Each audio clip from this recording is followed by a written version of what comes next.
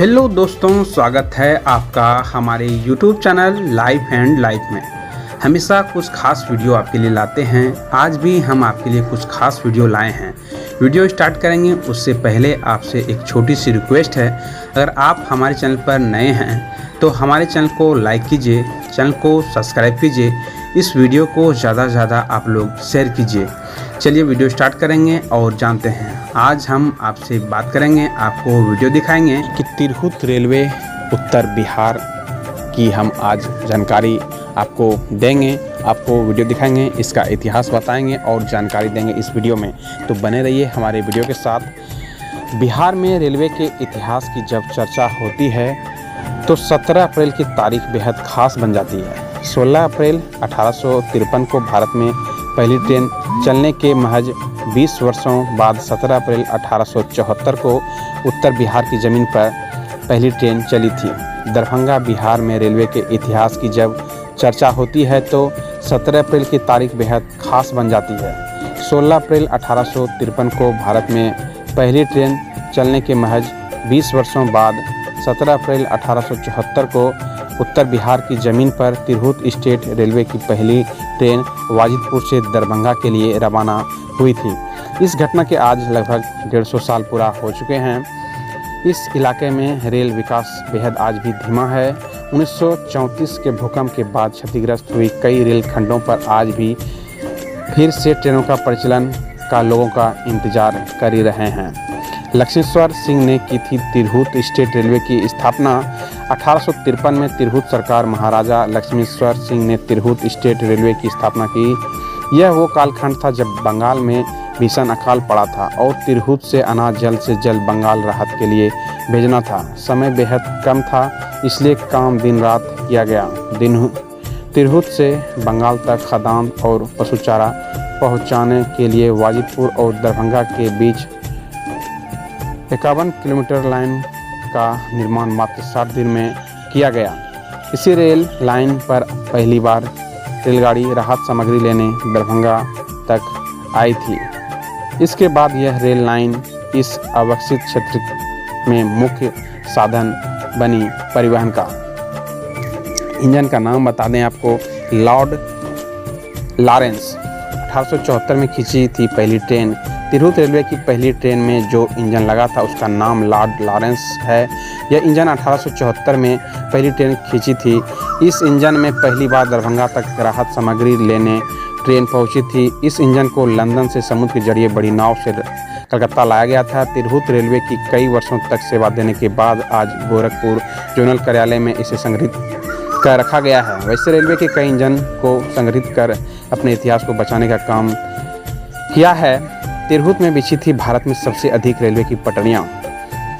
20वीं सदी में भारत में सबसे अधिक रेलवे की पटरियाँ तिरहुत इलाके में ही बिछाई गई थी। यही कारण है कि जुलाई 1890 तक रेल लाइन का विस्तार 491 किलोमीटर तक हो गया था। 1875 में दल सिंह सराय से समस्तीपुर, 1870 में समस्तीपुर से मुजफ्फरपुर, 1883 में मुजफ्फरपुर से मोतिहारी, 83 में ही मोतिहारी से बेतिया, 1890 में दरभंगा से समस्तीपुर और 1900 में हाजीपुर से बछवाड़ा, 1905 में सकरी से जयनगर, 1907 में नरकटियागंज से बगहा, 1912 में समस्तीपुर से खगड़िया आदि रेलखंड बनाए गए थे।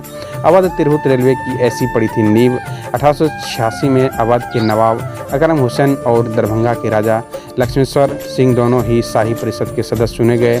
इसके बाद 1886 में अवध और तिरहुत रेलवे में यह समझ बनी कि दोनों क्षेत्रों के बीच आना जाना सुगम किया जाए। बिहार के सोनपुर से अवध उत्तर प्रदेश का इलाका है। यह बहराइच तक रेलवे लाइन बिछाने के लिए 27 अक्टूबर 1882 को अवध तिरहुत का गठन किया गया।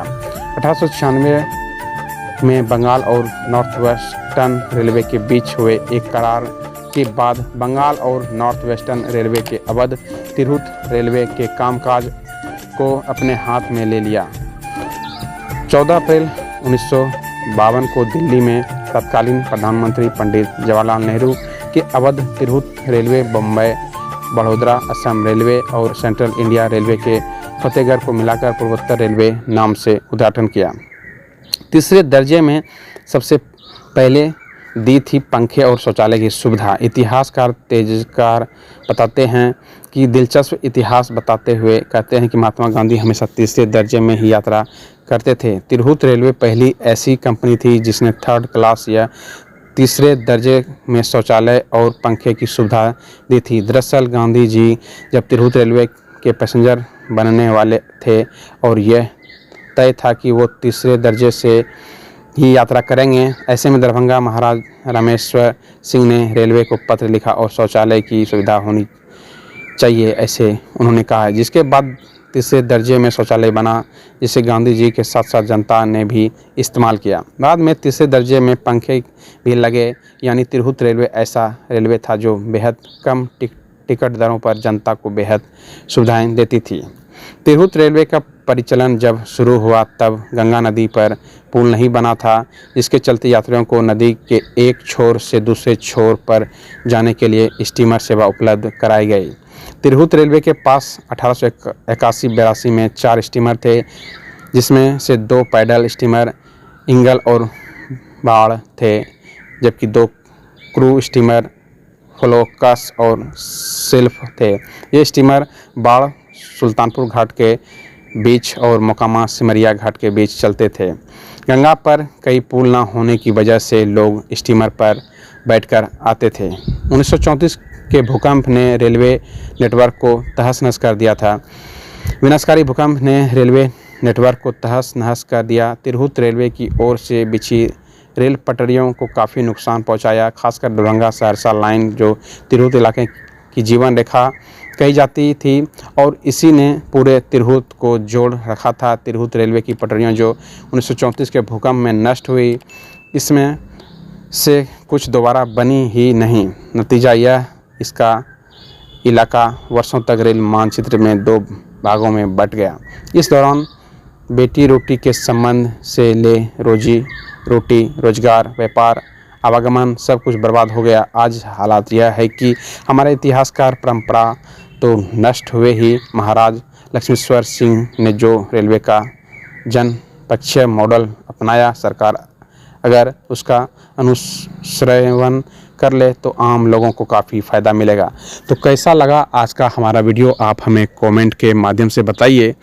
अगर आप हमारे चैनल पर नए आए हैं तो हमारे चैनल से जुड़िए, हमारे चैनल को सब्सक्राइब कीजिए। इसी तरह के जानकारी वर्धक वीडियो हम देश दुनिया और भारत का हम लाते रहते हैं अपने चैनल में। तो आज का हमारा वीडियो यहीं तक था। हमारा वीडियो देखने के लिए दोस्तों धन्यवाद। आपका दिन शुभ हो।